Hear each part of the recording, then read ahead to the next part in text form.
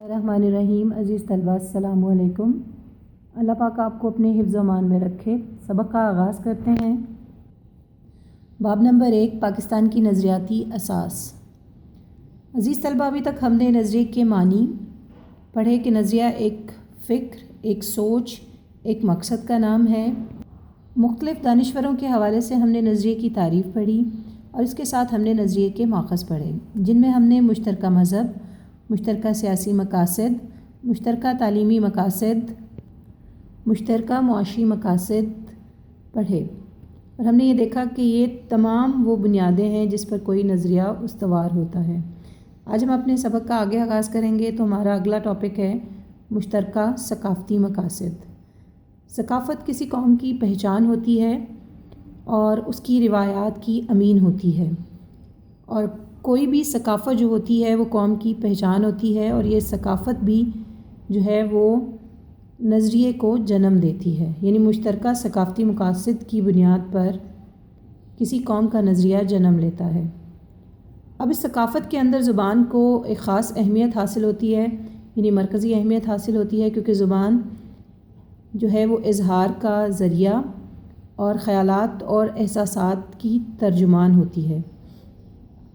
اب ہم یہ دیکھتے ہیں کہ جب انگریز ہندوستان پر قابض ہوئے تو اس وقت یہاں پر اردو کو سرکاری زبان کی حیثیت حاصل تھی، اور برطانوی حکومت میں ہی ہندوؤں کا حکومتی سطح پر عمل دخل بڑھا، تو انہوں نے اردو کی جگہ ہندی کو سرکاری زبان کا درجہ دلوانے کی کوشش کی۔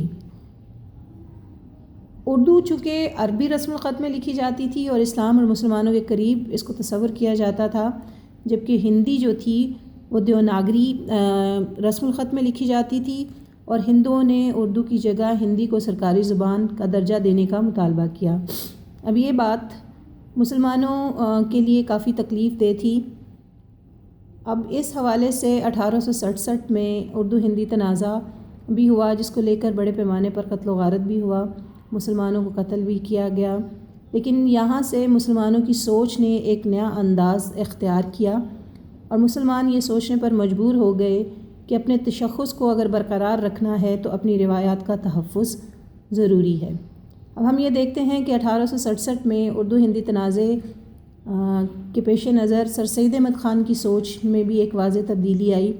انہوں نے دو قومی نظریے پیش کیا اور یہ کہا کہ مسلمان اور ہندو جو ہیں دو الگ الگ قومیں ہیں، یہ دونوں قومیں ایک خطہ ارض میں متحد ہو کر نہیں رہ سکتی۔ تو اس سے اس نظریے کو استحکام ملا کہ مسلمانوں کو اپنا تشخص برقرار رکھنا ہے تو اس کے لیے جدوجہد بھی کرنا ہوگی۔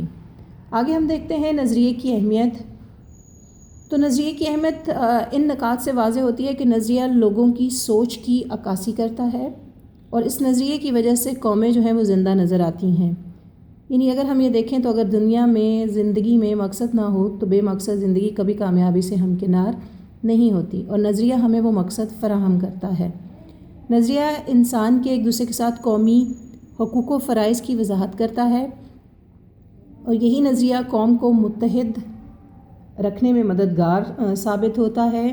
نظریہ مقاصد کے حصول کے لیے ہر قسم کی مشکلات کا مقابلہ کرنے کی طاقت بخشتا ہے، اور نظریہ مقاصد کے حصول کے لیے جدوجہد کا جذبہ پیدا کرتا ہے اور مقصد کے حصول کو یقینی بناتا ہے۔ نظریہ انقلاب کو جنم دیتا ہے اور اس کی وجہ سے نئی راہیں نکلتی ہیں، یعنی نظریہ ایک روح کی مانند قوم کی زندگی میں اپنا کردار ادا کرتا ہے، اور قومیں ان اپنے نظریات کی بنا پر ہی زندہ شمار ہوتی ہیں۔ اب ہم یہ دیکھتے ہیں کہ نظریہ جو ہے کوئی ایک دم جو ہے وہ پیدا نہیں ہوتا، اس کے پیچھے تاریخ ہوتی ہے، ایک بڑی پس منظر میں کچھ واقعات کام کر رہے ہوتے ہیں جن کی بنا پر قوموں کے نظریات بنتے ہیں، اور عموماً نظریہ اس وقت جنم لیتا ہے جب معاشرے میں کسی قوم کے حقوق جو ہے وہ غصب کیے جا رہے ہوں، یا کچھ لوگ جو ہے وہ محرومی کا شکار ہوں، تو اس سماجی دباؤ میں کوئی نہ کوئی نیا نظریہ جو ہے وہ سامنے آتا ہے۔ اگر ہم دیکھیں تو امریکہ میں سیاہ رنگت والوں نے اپنی مساوی حقوق کے حصول کے لیے کوششیں شروع کی، جب ان کو بحیثیت قوم جو ہے وہ دبانے کی کوشش کی گئی۔ برصغیر پاک و ہند میں مسلمانوں کی جو ہے وہ جدوجہد اسی نظریے کی مرہون منت ہے، جو انہوں نے اپنے تشخص کے حفاظت اور انگریزوں اور ہندوؤں کی غلامی سے نجات کے لیے اس خطۂ ارض میں جو کوششیں کیں، اس کا ثمر جو ہے، اس کی بنیاد جو ہے وہ یہی نظریہ تھا، اور مسلمانوں کے اندر اسی نظریے نے جو ہے وہ آزادی کی لہر پیدا کی، اور ہمارا جو ملک ہے پاکستان، وہ اسی نظریے کے بنیاد پر جو ہے وہ معرض وجود میں آیا۔ لہٰذا اگر ہم کہہ سکتے ہیں کہ ہر نظریے کے پس پردہ تاریخ، روایات، رسم و رواج، مزاج، نفسیات اور مذہب جیسے عناصر جو ہیں وہ شامل ہوتے ہیں۔ یہی عناصر کسی بھی نظریے کی اہمیت کو اجاگر کرتے ہیں۔ تو عزیز طلبہ، یہاں تک ہمارا جو ہے وہ ایک جو ہے تفصیلی سوال، نظریے کی اہمیت، اس کے ماخذ تفصیلاً بیان کریں، مکمل ہوا۔ اب ہم یہ دیکھتے ہیں کہ ہمارے اس پڑھے گئے تفصیلی سوال میں جو مختصر سوالات نکلتے ہیں وہ کون کون سے ہیں، تو اس کو ہم نے ایک صفحے پر تحریر کیا ہے تاکہ آپ کو یاد کرنے میں آسانی رہے۔ اس میں سوال نمبر 1 ہے، نظریہ سے کیا مراد ہے؟ تو اس کی تعریف ہم یوں کریں گے، نظریے سے مراد ایسا ضابطہ یا پروگرام ہے جس کی بنیاد فلسفہ اور تفکر پر رکھی گئی ہو اور انسانی زندگی کے مختلف پہلوؤں مثلاً سیاسی، معاشرتی اور تہذیبی مسائل کے حل کے لیے کوئی عملی خاکہ یا منصوبہ بنایا گیا ہو۔ دوسری تعریف ہے، کسی بھی مقصد کے حصول کے لیے بنایا گیا فکری خاکہ نظریہ کہلاتا ہے۔ سوال نمبر 2 ہے، ہمارا نظریے کے ماخذ تحریر کریں۔ تو نظریے کے ماخذ حسب ذیل ہیں: مشترکہ مذہب، مشترکہ سیاسی مقاصد، مشترکہ تعلیمی مقاصد، مشترکہ معاشی مقاصد، مشترکہ ثقافتی مقاصد۔ سوال نمبر 3 ہے، ہمارا نظریے کی اہمیت پر مختصر نوٹ تحریر کریں۔